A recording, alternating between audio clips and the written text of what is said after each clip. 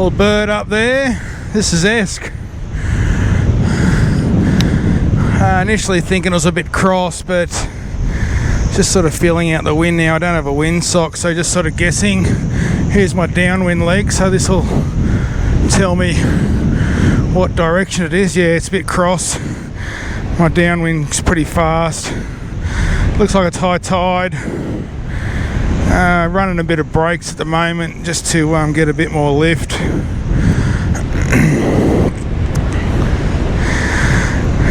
Not too bad actually. Once I get over past here, it might come a bit better for me for lift because it's a bit steeper.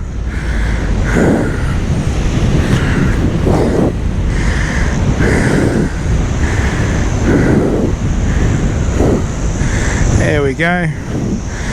So high tide, a little bit more risky here because if I want to land, I've got to land on the beach, and there's a bit of water there. But a nice big bowl here. On low tide, it's really nice. A lot of beach frontage.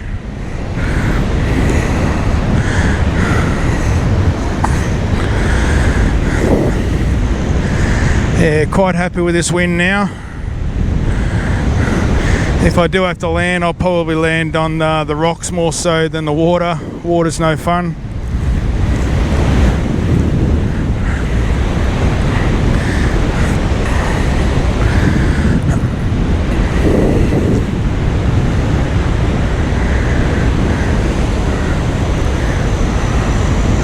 Might just turn around a bit here. Yeah, that's nice. Very nice. Where else would you want to be? Absolutely stunning. Blue skies out to the ocean, bit overcast. Out to the west.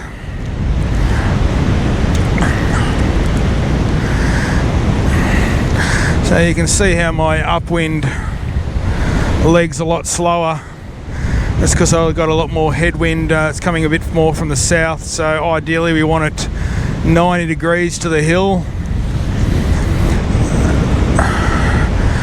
You take what you're given. I'm on an 18 metre here. It's a Moustache 18 metre. It's mid-range. Gives me a bit of penetration forward when I want it. I'm going to see how close I can get to these trees here. This is the sort of control I've got. Really easy. The closer you get to the hill, the more lift. I've invited a few of my mates down to have a fly, but they've got to work.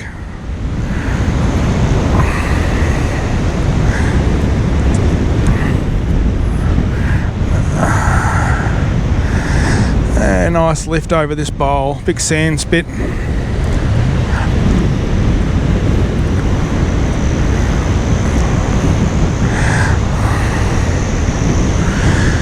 So the white caps out to the ocean indicates it's more than 15 knots. When you're seeing white caps, it's at least 15 knots. And I'm getting a bit of sink here. I'll be right. I'll be able to pick up a bit of lift after here now. That's good. Bit of lift now.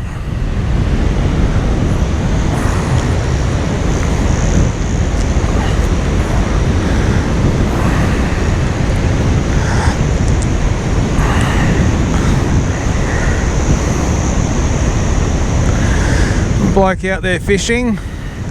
Got a big fishing rod and a few mates set up on the beach.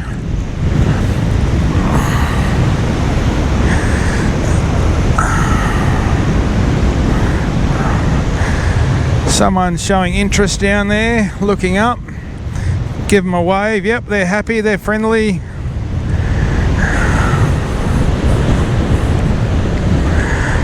Yeah, it's good to see people enjoying this sport, just looking at it. Probably 1 in 1,000 you probably get aren't really happy with you being here. I don't know why, but anyway, that's what people are like sometimes. Bit of sink here, not a lot of lift because these hills aren't that great. So I'm flying really low in order to pick up whatever lift's there from the wind going up.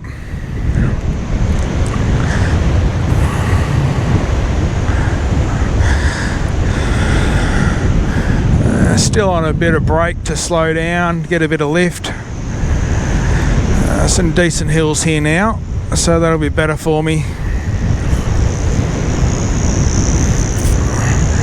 So theoretically, when the wind's on, you could travel all the way down this beach and all the way back, all free energy.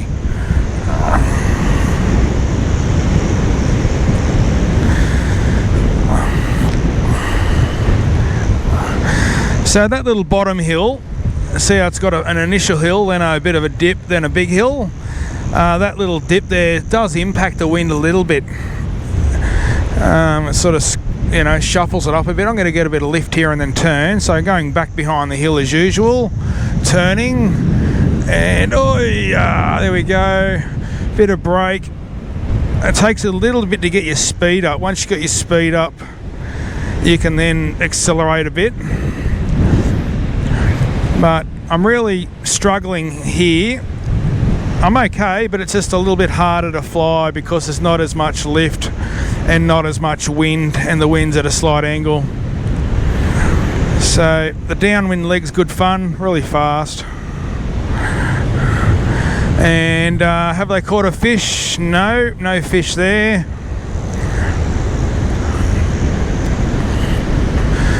Head back over to the steep section.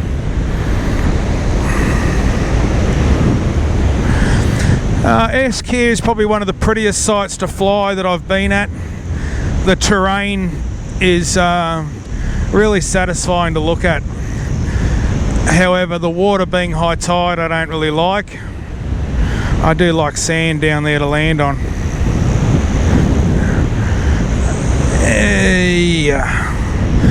Bit like a roller coaster.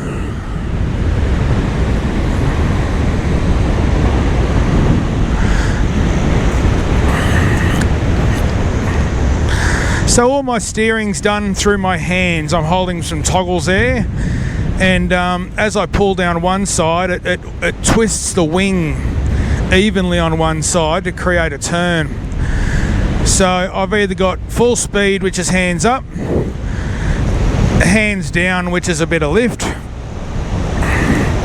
mid-range is a cruise, and steering left and right. I've also got the inputs is when I turn, by pulling one side down, I can then increase the turn, the sharpness of the turn, by braking both hands, so it makes it turn quicker.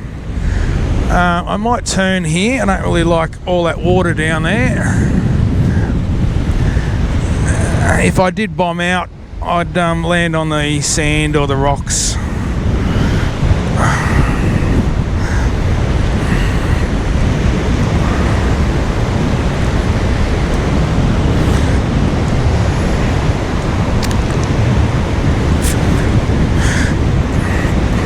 So I've been doing a fair bit of search stuff lately. As most of you are aware, I've got a private search company. It first started off just being looking for lost humans. When I left the police, I found there was a bit of a missing link for families where the police do a great job. I was one of them for 20 years and they do a good job. But at some point they have to bail out because funding, I guess, resources, money, time. So families sort of left a little bit left out in the wind, not knowing what to do. So initially police turn up, they really crack on with it, and then all of a sudden a week or two later they'll say, oh, we're gonna not do any more, see you later. Families are like, well, my kid's still out there. So I do offer free search for humans, and that allows me to come in as an independent private, not linked to any agency, and that allows me to run my own race. I don't really handle agencies anymore. I don't like bosses telling me what to do. So search for me privately is good. Come and go when I can. If I'm available, I've still got to earn money through other means. So if I'm not working, I can certainly come out and try and help if it's fairly local. If I'm travelling to Melbourne, for example, or Sydney, obviously I may need some assistance from the family to come to accommodate and feed and travel and time off work. But generally it's free. I've got a really good mapping software that I use to assist the family with called CalTopo. So when I'm not doing person searches, it's not often I do that. To be honest, once or twice a year I might get asked to help. I'm linked in with looking for animals. Animals are still loved and cared for by people, but I do charge for that. I enjoy it. They've caught a big, it's seaweed. They were wheeling in what I thought was a fish, but it ended up being seaweed, I think. And yeah, seaweed. Esk is probably 35 minutes from home. It's quite nice to get out here.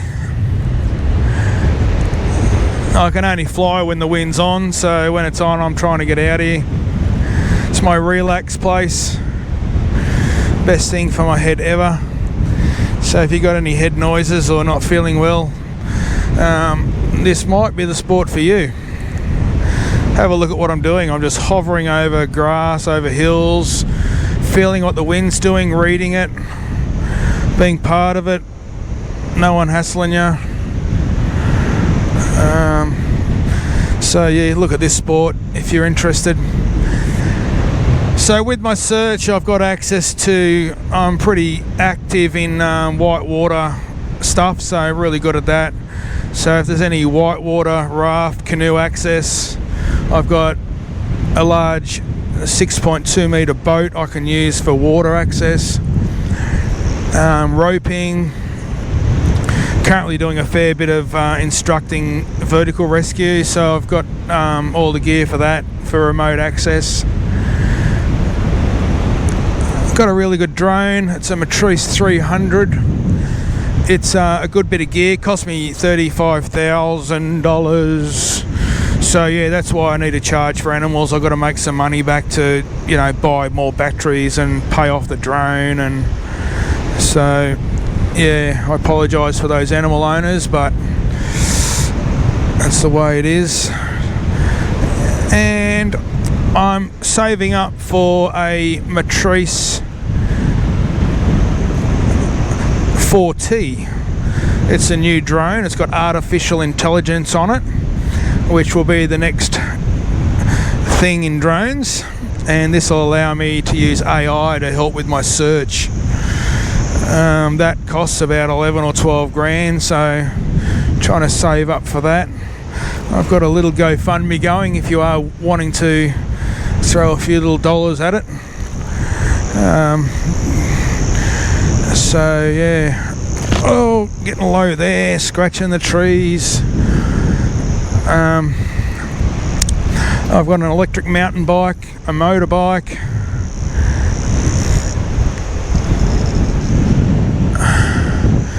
and I am chasing a bigger trailer, a command post trailer for me. So if any of you nice people out there have got an old trailer sitting out the back that's like a big go-kart trailer, like a big enclosed one that you could possibly stand up in, and it's not being used, you want to donate it, I would love to have it for free. And I can even put your name down